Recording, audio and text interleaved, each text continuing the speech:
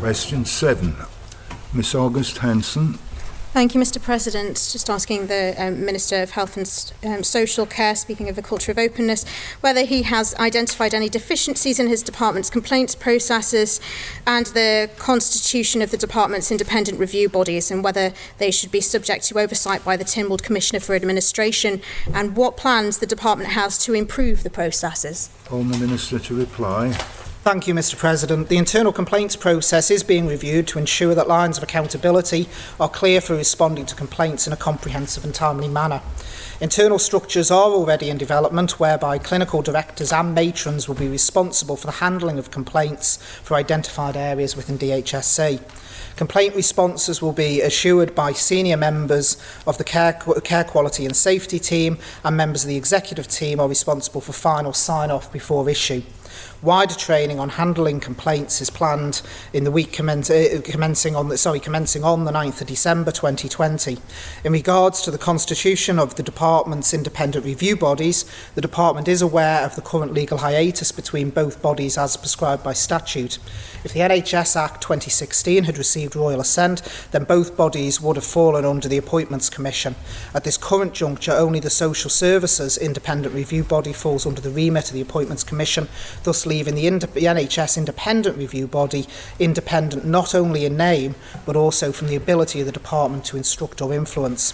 I can ensure the Honourable Member for the Council and Honourable Members of the Court wider that the Health and Care Transformation Programme will review the legal and constitutional formation of the NHS Independent Review Body under the modernisation of the National Health and Care Services Reform Bill next year in 2021. Supplementary, Miss August-Hanson.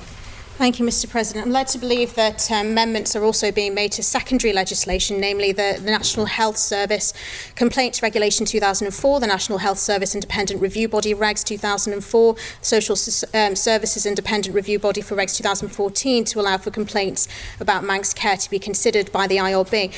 Does the Minister confirm or deny this? And also, as these regs have been subject to stakeholder consultation, could he give us an indication as to who has been consulted with? Thank you, Mr. President.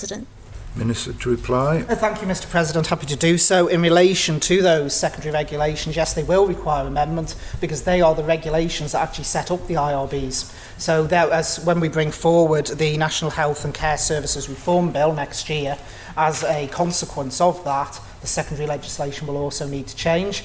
In relation to the stakeholders, well, I believe the consultation has taken place with the independent review bodies themselves and also with those involved in the complaints process and procedures. Mr. Thomas. Thank you, Mr. President. Can the Minister confirm that the legislation that establishes the Tynwald Commissioner for Administration would exclude them ever being involved in health and care matters because they can't look at anything that's covered in any other piece of statute?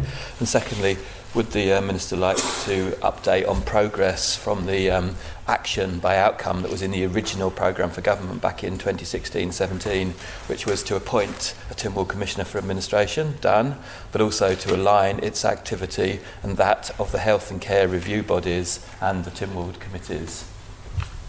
Reply, sir.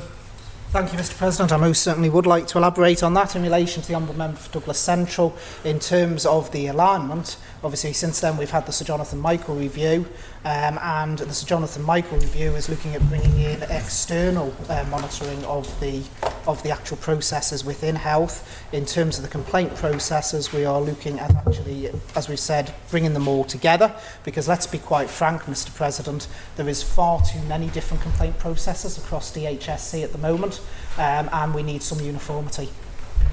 Miss August-Hanson. Thank you, Mr. President. Just to ask the Minister if he'll agree to keep Manx Care's performance in taking the agreed action under review, consistent with the approach to the external inspection reports in the Manx Care Bill. Thank you, Mr. President. Thank you, Mr. President. Most definitely. In fact, when we create Manx Care, the DHSC, as it is now, basically becomes the policy hub, and one of the roles of that policy hub is overview of Manx Care.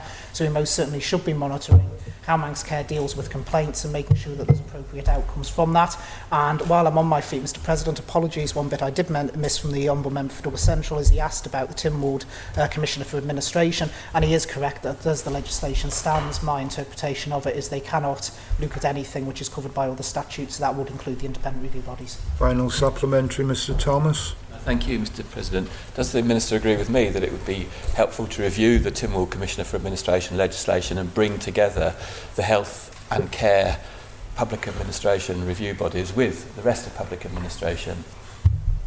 Minister. Thank you, Mr President. I'm a firm believer in doing one thing at a time. Let's get healthcare transformation into place, create Manx Care, and then actually start putting the systems in place to ensure that we have a robust healthcare system, and that includes a robust complaints system.